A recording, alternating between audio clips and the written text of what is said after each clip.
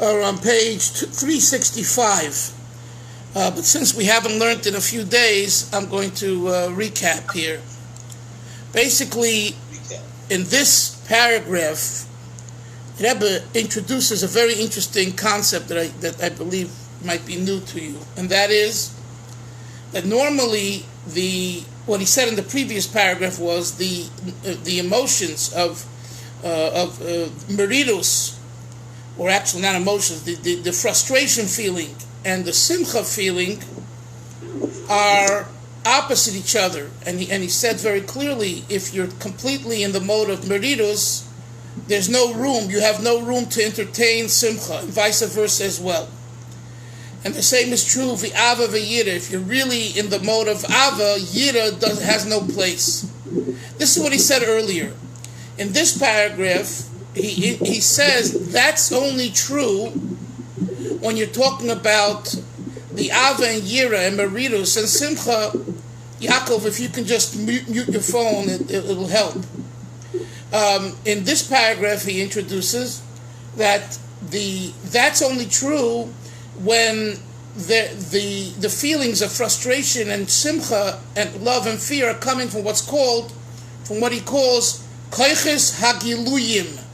Giluyim is the plural of gilui, revelation. In other words, the manifested powers, the powers as they are in everyone's heart and being, on a level that you could tap into it and use it. It's ready to go.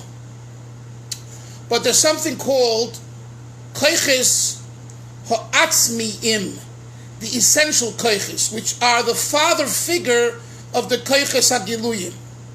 However, and what are they? It's the same koiches. It's not different kochos, but it's the kochos as they are in their pure state. So I gave the example last time we learned. If someone is nebuch under a car, pinned under a car, you pass by, you have people who don't have normally the koyach can pick up that car, and the person lying under the car is released. Where did you get the koyach? Your back is aching, you don't have big muscles, you don't work out, and all of a sudden you're able to do it. This mashal shows us that a person has latent abilities within himself that are normally not tapped into.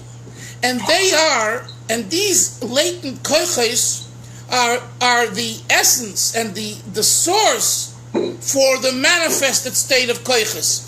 So here it is. You feel tired, you feel sluggish, you feel you can't do it. Just recently, a few weeks ago, I heard this rabbi who had COVID and he was near death, and he miraculously survived. So he spoke in 770. And what he said initially sounded a little, wishful thinking, but thinking about it, I think it supports what we're saying now. He said he couldn't walk. He lost his ability to walk, so they had to retrain him to walk. So he's sitting there in his wheelchair, in his chair, and the therapist says, "Get up, please get up." He says, "I can't." Get up, you have to get up, it's good for you, you have to get up. "I can't." And he or she says to him again, "Get up." So he says that he closed his eyes, or he brought to his mind the Rebbe's image, as though the Rebbe is telling him, "Get up," and he got up. So he says that, it's his feelings towards the Rebbe that he has deep inside himself that gave him the koyach to get up. So this is what he said, and I was thinking a lot about it. Is this wishful thinking? The practice, he got up. That there's no dispute. But how do you know if he got up? Because after the therapist and the third try said, "Get up," he just got up. He pushed himself and he got up. Even though he could have fallen down, he says, "I'm jumping up." Or is it the koyach that he got from the image which we know, of course, the Rashi with Yosef Atzadik, right? Du Yoikni Shel Aviv. Yosef brought the image of his father, and that prevented him from sin. Or another story with the Alter Rebbe's chassid who decided to go to the theater, and before he walked in, he said, "Wait a minute, I'm a chassid of the Alter Rebbe. I'm going to go to the theater. What a shanda!" And he turned the other way. He never went in. So he brought the Alter Rebbe to his mind. So what does that say? What we're learning here in this Maamar is that it's coming, it's not wishful fantasy thinking, and it's not about being a chassid. It's when you tap into the koiches atzmiyim, you can do anything. Now, how to tap in, that could take bringing the image of the Rebbe to you for one, Yaakov Avinu to the other one, your father and mother to the third one, your good friend, whatever. Those are semantics and important ones. Okay, so maybe I shouldn't use the word semantics, but those are the tools and instruments. But the nekuda is that we all have koiches atzmim. So the Rebbe says here in this Maamar, there is a way of having merirus and simcha come together. There is a way. And that is if they're coming from the perspective of your essential qualities, where then not only don't they contradict each other, but they actually enhance each other.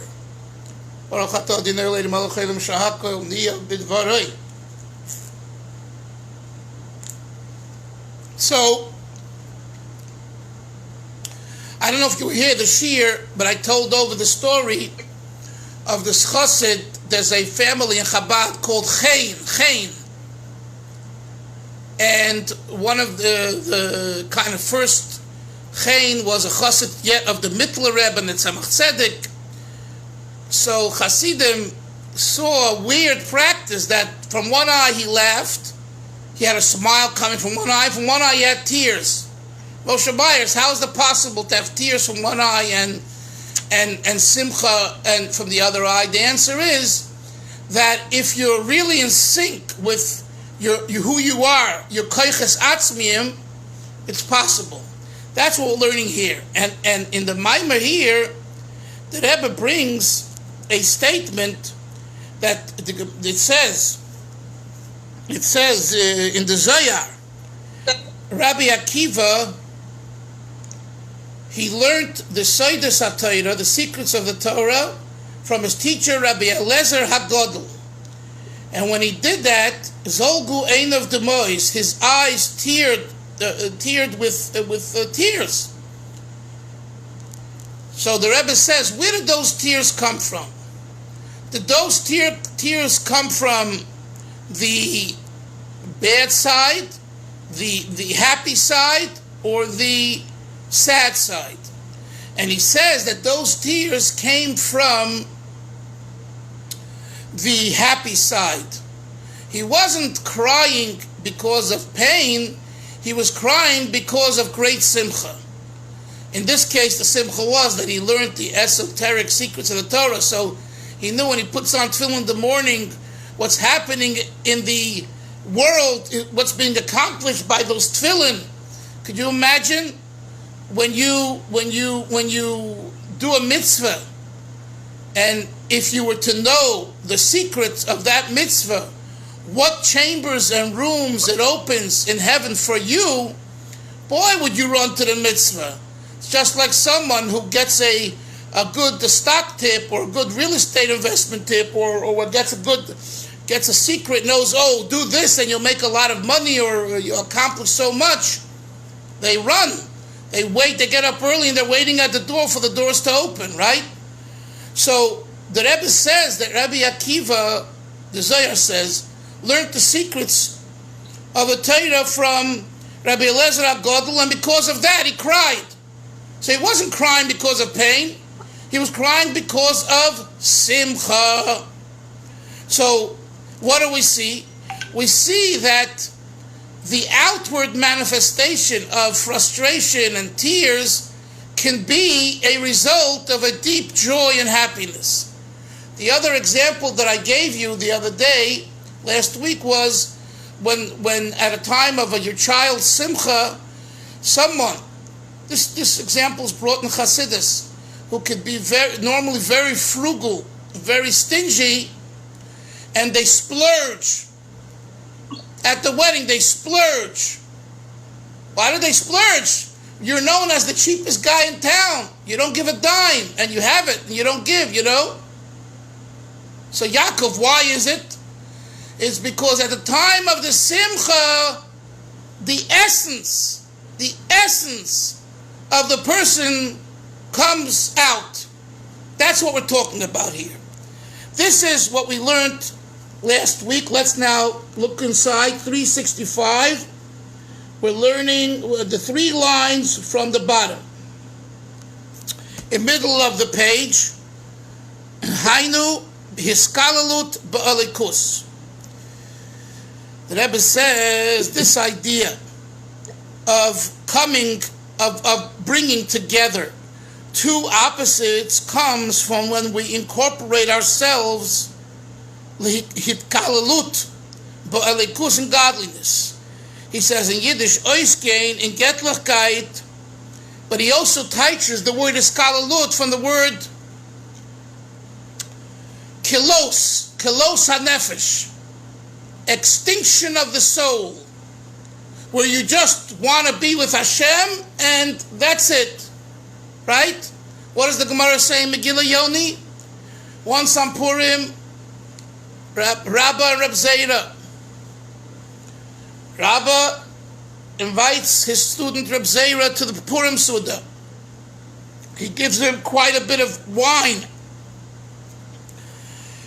And then he gets up and he shechts Reb Zera. What a strange Gemara. So the Rebbe has the interpretation, a famous talk of the Rebbe. The Rebbe explains, Ein v'shochat ela u'moshach. That this is a Gemara. The Gemara says, shochat, to slaughter, also means to draw. Moshach, mishicha. Rabba drew Reb Zera to his level. He elevated him. He said, Reb Zera, I'm taking you today for a special spiritual ride into the world of Rabba, a world which throughout the year you don't know about, you don't care about, you're scared of, on and on. It's Purim. Drink wine and vacate all of your inhibitions, let go of your rational mind, and come along with me. And he says, yes, Rebbe, I'm coming along with you. And he drinks wine and more wine, and they're saying L'chaim, and it's Purim. And all of a sudden, Reb Zera is no longer on earth. He's in heaven.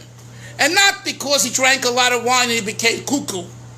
Because he was uplifted spiritually to a different plateau. And in that plateau, all the issues that we experience on earth don't exist and contradict the heavenly experience.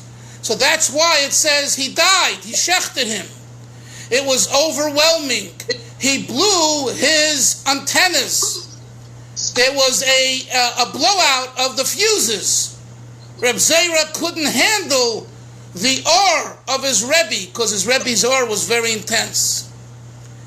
The Gemara says, it came the next year, Reb Zera was sitting at the table of his Rebbe again, Rabbi. And Rabbi again says, Reb Zera, say L'chaim. He says, Rebbe, this year I can't go along with you because it's too overwhelming for me. I couldn't handle it last time. What am I saying? There is an experience called Klois HaNefesh. We don't mean you shechter physically. You go into a place that is so overwhelming that you don't desire to live anymore. Meaning not physically, you don't desire to be involved in all the matters of the physical world. I'm writing now about Navardik, the yeshiva movement called Navardik. They were very extreme in their Musar. Their founder, Reb Yosef Yozel Horowitz, in the 1800s, he he was first a businessman, and then he met Rabbi Yisrael Salanter, the modern-day father figure of Musar, and he convinced him to go and learn. But Rabbi Yosef Yozel took it a step further. He said, I'm leaving my wife and 2 kids, and I need to study. And guess what? He was away for a year and 9 months. And his Rabbi Yisrael Salanter, who introduced him to Musar, said, that's not what I meant. Go back to your wife and children. What are you, outrageous? He said, no, Rebbe, I need to find a new path in serving Hashem that I never learned, and I need to be isolated. So he went to a place, he got someone to give him a hut in the back of his yard. He brought him food over there, and he was there by himself, didn't leave for a year and 9 months until the authorities came, because they told on him, and they forced him out. Then he went back, and he became a little more mainstream. That's extreme, very extreme. And that's why he was the father figure of the Navardic movements. The Navardic movement was a very extreme Musar movement, and in my humble opinion, that's why it didn't last. I mean, both in America and in Eretz Yisrael, post-Holocaust, they tried rebuilding Navardic, but it had no success because the extremism was not for the average person. And it's similar to me to the story of Rabbi and Reb Zera. Rabbi wants Reb Zera to come to him in heaven, in his level. Reb Zera didn't know what that meant, so the first year he went along, but after tasting it, he says, I can't anymore. It's too heavy for me. But I'm sharing all of this just to bring out the point of what's called hiskalalus. Allow yourself to be incorporated into something higher. Have you ever tried that? Have you ever tasted that, Yoni? Where you vacate. And again, I'm just saying, it doesn't mean you have to leave your house. The idea means to vacate the pleasures of this world and be completely with Hashem. It's a very hard experience. What? It's not as voidness? That's not as voidness, but Rabbi Nachman talks about? No. Nachman's not talking. This is called an extreme form of self-purgatory, of self-deprecation and punishment, and it's his budget. This means you're isolated for a while, whether it's nightly or weekly or monthly. Talk to Hashem. It doesn't warrant. It doesn't demand self-deprecation and being harsh on yourself. They tell over that the Talmidim, the students in Navardic, would go into a grocery store and ask, can they buy a pound of nails? And the guy looked at him, are you out of your mind? I don't sell nails here, I sell eggs here and bread. In other words, they did things to humiliate themselves. That was an avodah to crush their ego. That's the type of thing. But I'm focusing on the word hiskalalut. Avi. Normally hiskalalut means what? Incorporation. But it also is associated with the word kilos hanefesh.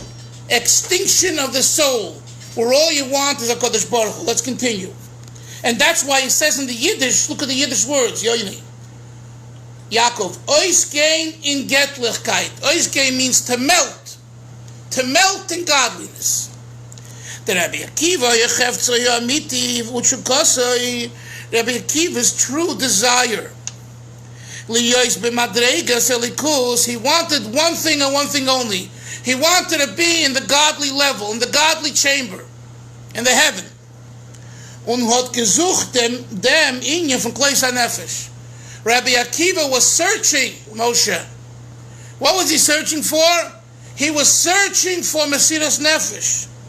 Lihikolel bi'atzmus, to be incorporated in the essence of Hashem. Top of next page, 366. Ein Sof Baruch Hu, the infinite light of Hashem. And the Rebbe supports it with a Gemara. What does the Gemara say? Ukemaimer, as the saying is, Kol yom hayisi mitztayer. All my days I was in pain. Mosai yovai liyodi. When will I have the opportunity? V'kaimenon, I will fulfill it. Rabbi Akiva was walking around all the days of his life saying, Hashem, when will you give me a chance to do Mesiras Nefesh, to die for you, if that's what you want? That's the Gemara. This isn't Chassid, this isn't Kabbalah, this isn't Musar, it's Gemara. He was searching. And look at the language here, Moshe. Kol yom hayisi mitztayer. He was in pain. He had tsar, agony, pain, because he didn't get that opportunity. And of course, when the Romans raped him, at that time, he got the opportunity. So why does the Rebbe bring this Gemara? Look further, next line. Because Rabbi Akiva's primary desire and true will, it was to be incorporated within the infinite God. Rabbi Akiva, his real life was being with Hashem. Anything less, which throughout his lifetime he wasn't within Hashem, was not where it's at.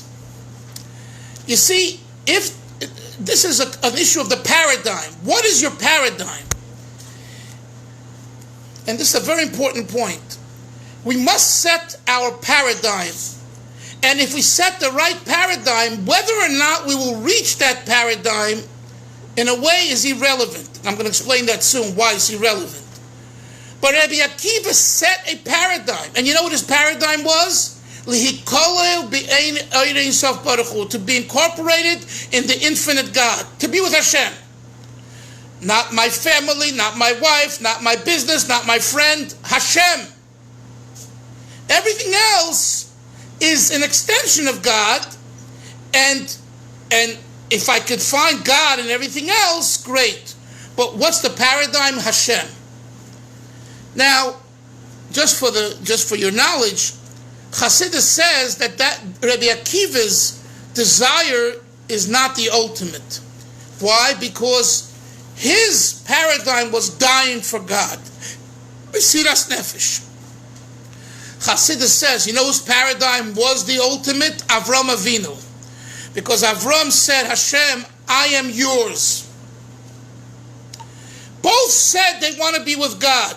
But Rabbi Akiva said, I want to be with God through dying for God. And Avram Avinu said, I want to be with God whatever you want, God.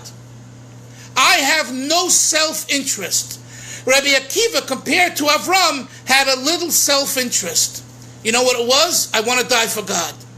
But that I want to die for God is a little self-interest. Says Chassidus, Avram Avinu's paradigm is even greater. He doesn't have any interest at all.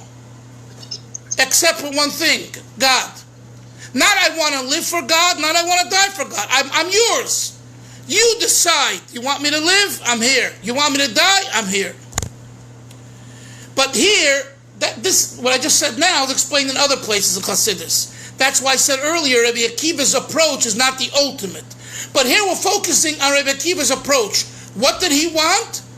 He wanted to be likolo be'ein sof baruch hu. He wanted to be with Hashem.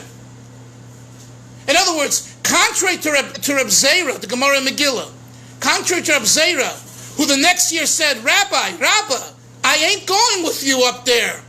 It's too heavy for me. Rabbi Akiva says, I am going with you. I like that. I want that. Very different paradigms. So let's go back to the Maamar. Al Kain, third line, Al Kain, Hisaneg, Behayisurim, Sheloi Al Kiddush Hashem. And because his paradigm was to have Mesiras Nefesh, look what it says, Yoni. Therefore he had Hisaneg, Ta'ainug, he had pleasure. Yaakov, he had pleasure from his Yisurim. Could you imagine? Avi, a person having pleasure from pain? The Gemara says, tzaddikim have pleasure from their pain. The average mind, we don't relate to this. We don't understand this. But that's why we're not tzaddikim. Rabbi Akiva was, but what is the Rebbe adding here? This is a Gemara. What is Chassidus adding? What is the Rebbe adding over here? I believe what he's adding here is that this was, that it's not just about, he was looking for, when you learn the Gemara, when you learn this piece of Gemara, it simply means he was looking to have Mesiras Nefesh, right? Yaakov, you've learned the Gemara, that's what the Gemara means. What is Chassidus adding? What is the Rebbe adding here? He's adding here a much deeper idea. The Rebbe is not just tackling the issue of what. The Rebbe is tackling the issue of why. Why? Why did Rabbi Akiva want to be, why was this his paradigm? And the answer is because he came to the understanding, this is why I was created. I was created to be a godly being on earth. To be a godly being. So where better can you find being a godly being than being with God? So in other words, it's the paradigm that sets the way you live your life. And it's so true. Each and every one of us, whatever our paradigm is at certain times in our life, that's the type of bed we make. Remember that. You don't, people say, well, it just happened to me. No, it didn't just happen to you. At some point you decided you want to do this, and years later, you find yourself doing that. And vice versa. Sometimes, and that also includes doing this, which could be something that later you're going to regret. But why? Why? Because you realize you made a mistake in the paradigm. You really set a low paradigm or an erroneous paradigm. So you end up years later saying, life has passed me. What have I done to myself? Like I told you when we started learning the previous Maamar, who can really tell you what's your paradigm? A Rebbe. Now, it's up to you to make that decision. You have free will. Rabbi Omer, what path should you go on? Only Rabbi. Not a psychologist, not a good rabbi, not a good Rosh Hashiva, a doctor, a lawyer. No one can tell you. Eze derech. A derech in Avodas Hashem comes from a Rebbe or a Rebbe-like figure who doesn't have an agenda. I need you on my team. I need you on my team. Anyone who tells you I need you on my team, stay far away from them. And we saw this with the Rebbe. I'm just saying, just from what I observed 25, 30 years being with the Rebbe. So many people came to him. He didn't tell him, I want you to be a Lubavitcher. He didn't tell him most times, I want you to be frum. That wasn't the language. I want you to find your neshama. Chassidus Chabad is about one thing. Explore your soul. Find out who you are. Chassidus helps you find out where you are. A Rebbe is a pointer. But at the end of the day, Moshe, we need to find out ourselves who we are.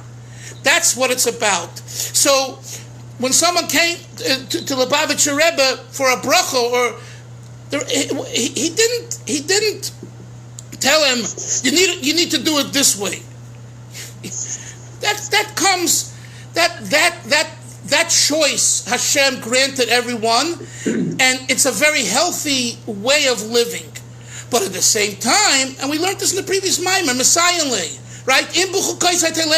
What did we learn? Not if you follow my mitzvah, Torah and mitzvahs, but in miloshin halavai, meaning I wish. There is a wish. In other words, what does the wish consist of? I'm giving you a little secret. That this path is a good path. Try it out. Now it's up to you. So the whole idea of tackling life's roads and issues is up to us. So the Rebbe says here that Rabbi Akiva had he had pleasure, b'hayisurim, in his pain and agony. Why? Because he set his paradigm being with Hashem. That's what he decided. Let me continue a little bit. So when he heard the secrets of Torah from Rabbi Eliezer, because they were so good, so tasty, tuf tam, so delicious, and the secrets were so pleasurable, so essential, and so deep. Within the depths of the wonders of Chachma. The language here is so, not part of poetic, but it's so rich. Look at this. Tuf tam, oinigatzmi upnimi, oinigatzmi pnimi, imke plois hachachma. It's like, it's really one word for delicious and desirable and great, right? Fascinating. But the Rebbe had a beautiful pen. The previous Rebbe was a master writer. And the way he writes it is so rich. That's why he became farkfetched. Why? Because he couldn't attain this. He was looking for this. He was struggling, and it made him tight. So then Zogu ein of demois. That's when his eyes shed tears. In other words, he heard the secrets of Torah, and for years he was looking for this. And finally, when Moshe Myers, do you mind turning off your mic, please? And finally, when he got the revelation by listening to his teacher Rabbi Eliezer, he couldn't handle it. It was the fuse blew. What happens when you can't handle something? You either go cuckoo, crazy, or you cry. He cried. He cried out of joy. Finally, something I've been working on all these years. Finally, I've gotten a taste of it. V'zeu she'amru, he brings another Gemara. The Gemara says, Ein moisrim rozei Torah, we do not give over the secrets of Torah el lemi shelibai doeg bekirbai, only to one whose heart is anxious within inside of himself. What does it mean, anxiety? Holy anxiety, positive anxiety. Yaakov, normally anxiety is very bad for us, and we have too much of it. We become white quickly and cuckoo faster. Anxiety is not good. The Gemara does say there's one time when anxiety is good, when it bothers you that you don't know the secrets of Hashem, and you're not with God, and it bothers you, and you're anxious about it and frustrated. Oh, the Gemara says, if that's who you are, then we give you the secrets of Torah. So again, only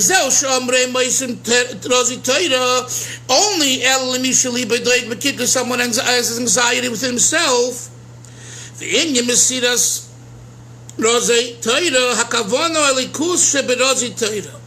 Actually, we'll stop here and we'll revisit this tomorrow. Now, do any of you have any questions or comments on what we learned? Yeah, I have a question, Rabbi. Please. Regarding what you're saying about seeing a tzaddik, a Rebbe on that level, obviously the Rebbe's passed from this world. Yes. Is there anyone today, can we say that there's anyone who's a level of a Rebbe tzaddik today? Is there anyone left like that? Look, this is not for me or you to decide. This is the decision of every person. However, when I was in Eretz Yisrael about 20 years ago and I met the Amshon of a Rebbe in Bayit Vegan, to me, I can't, I'm not a maven enough to say he's a Rebbe, which they say he is, even though he himself says he's not.